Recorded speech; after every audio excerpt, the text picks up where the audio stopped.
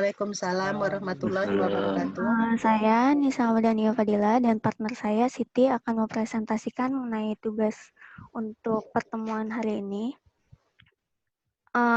Pertama mengenai judul dari penelitian kami.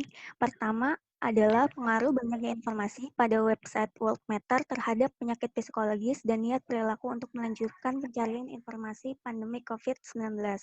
Untuk paper rujukannya, kita menggunakan paper Information Overload, Psychological Well-being, and Behavioral Intention to Continue Online Health Information Search. Berapa ini?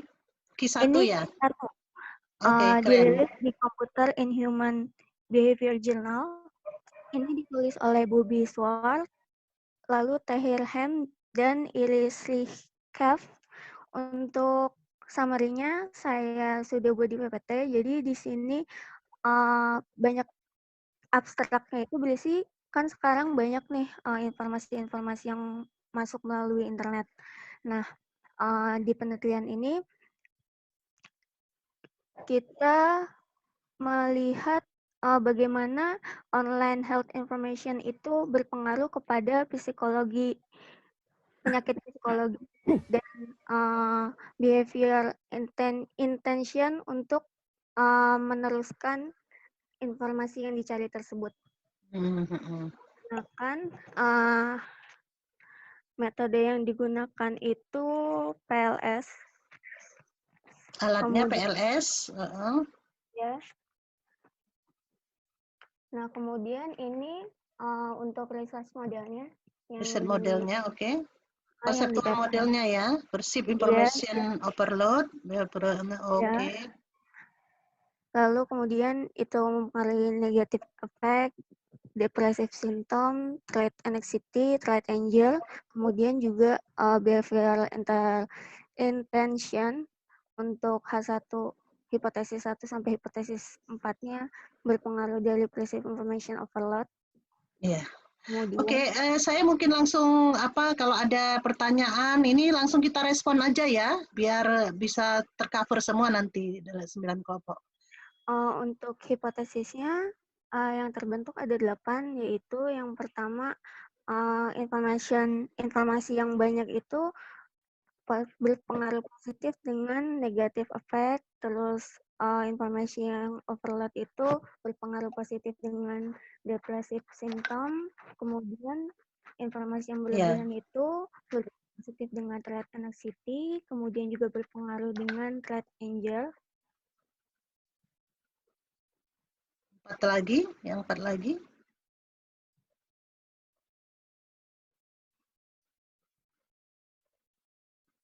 Mbak Nisa, ini terkendala? Habis kuotanya jangan-jangan nih. Symptom 8. Oh, oke. 7 juga. Oke, 8. Kalau ada modelnya, ada nggak model konseptualnya? Penggambaran dari 8 hipotesis ini? Sebentar Bu, saya buka papernya.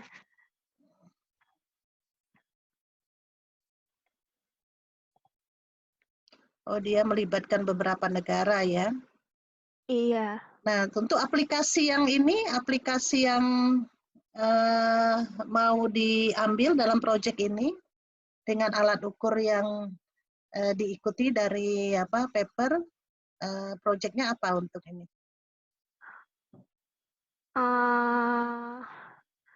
Sebentar ya Bu, saya teruskan dulu. Ini ya. Questionnaire. Oh ya, oke. Ini questionnaire-nya.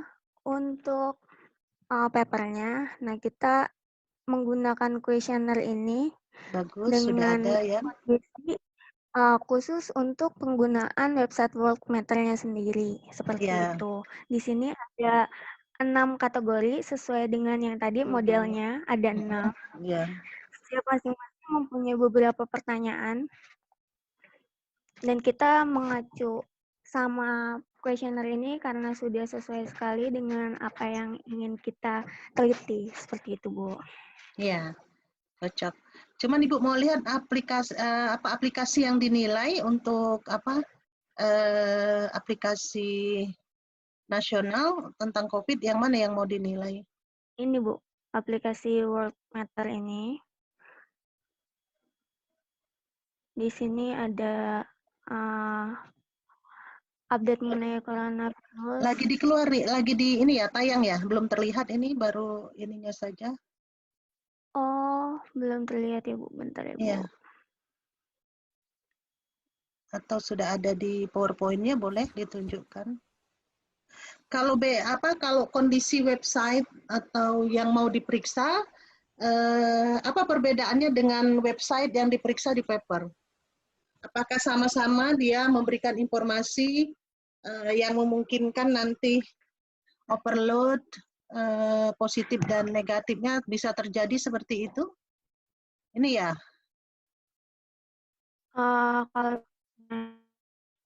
Kalau ini informasinya memang banyak sekali sih yang ditampilkan di sini.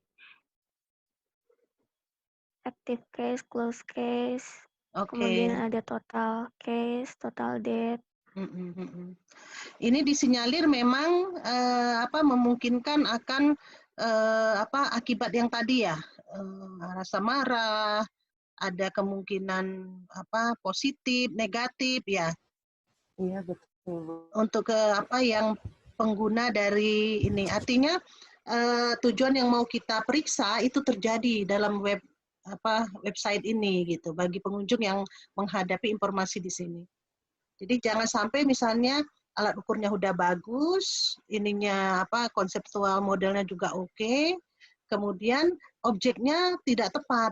Nah, itu yang saya garis bawahi. Kalau ini kayaknya dari segi metode alatnya sudah bagus ya, tetapi harus diselidiki lagi objek yang kita periksa itu memungkinkan nggak terjadi problem atau kasus yang sama dengan website yang diperiksa di paper. Itu saja. Kalau memang sama syukur, tapi kalau misalnya tidak terlalu dalam seperti website yang dimaksud di paper, Anda bisa kurangi dari alat ukurnya disesuaikan dengan kondisi website yang menjadi objek penelitian kita. Iya, untuk respondennya bagaimana? Direncanakan? Untuk responden, kita kan karena dia kan menyangkut seluruh dunia ya, Bu. Jadi siapa aja bisa akses, jadi kita nggak batasi untuk itu, Bu. Oke, iya. Untuk kuesionernya ini, Bu. Sudah di bahasa, berarti pakai bahasa Inggris atau bahasa Indonesia? Atau hanya dibatasin saja untuk rakyat Indonesia aja? Penduduk Indonesia aja? Ini ya kuesionernya ya, sudah bikin ya? Iya, udah Bu. Kuesionernya ini. Dan di paper tersebut kan menggunakan skala Likert juga Bu. Cuma dia menggunakan interval 1-5. Cuma saya hilangkan 1 karena untuk mencegah kecenderungan menjawab netral atau ragu-ragu. Oh, netralnya dibilang nggak apa-apa? Iya. Setuju, kurang setuju. Oke. Kalau melihat pertanyaannya bahasa Indonesia, ya. Berarti untuk orang Indonesia ya, respondennya ya. Iya. Nah, di paper tersebut kan dia di sininya boleh. Dari negara mana gitu ya, Bu. Nah, tadinya saya mau rubah menjadi provinsi mana gitu. Boleh. Iya, tapi untuk di Indonesia sajalah. Untuk di Indonesia saja. Iya. Karena kalau seluruh dunia takutnya tidak terwakili, sulit mencari responden dalam waktu dekat kan kita pendek ini. Kalau dihitung Anda hanya punya waktu sekitar 1 bulan untuk sebar kuesioner. Ya, jadi fokus untuk Indonesia ya. Mau tanya Bu, untuk warga negara ini baiknya saya nggak apa-apa, dicantumkan saja. Tidak apa-apa, dicantumkan saja supaya kita memastikan bahwa ya warga negaranya Indonesia, siapa tahu ada yang WNA yang ini no problem, tidak apa-apa. Kita lihat nanti hasil demografinya. Nah, ini untuk yang lain ya. Iya baik Bu. Seperti ini, jadi kalau kuesionernya sudah oke, maka bisa dituangkan ke Google Form. Terus lanjut ke bawah. Nah, saran saya, website-nya itu bisa di screenshot ya. Jadi ini kan sudah bagus nih ditunjukkan, tapi kalau bisa ada gambarnya. Untuk di ini ya Bu, di bagian screenshot awal ditambahkan ya Bu. Di bagian awal kita kasih di sini ya Bu.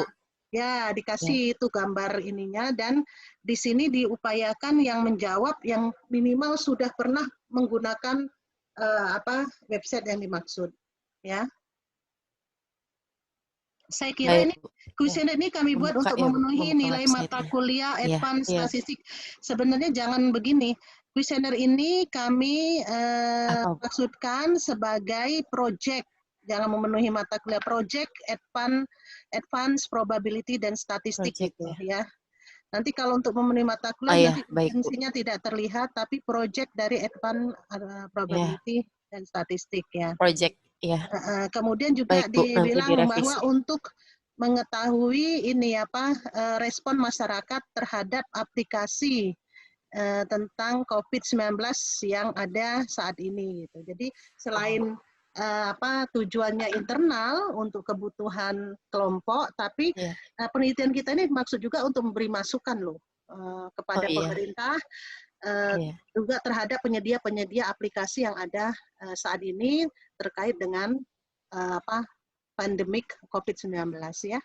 Iya, baik, Ya. Bu. Oke, saya Nanti kira direvisi. ini lebih lengkap ya untuk ini sudah sampai ke kuesioner. Cuma tadi tugasnya tolong dibaca lagi, dicek lagi website yang di paper itu, Iya, dibandingkan seberapa iya. berat di sana supaya jangan sampai salah penempatannya. Jadi Iya, websitenya bandingkan dulu website pertama sama website kedua, fungsinya apa, tujuannya apa. Nah, kalau misalnya website kita lebih ringan dari website pertama, tolong dilihat lagi alat ukurnya, bisa dibuang, dikurangi yang memang tidak perlu. Gitu.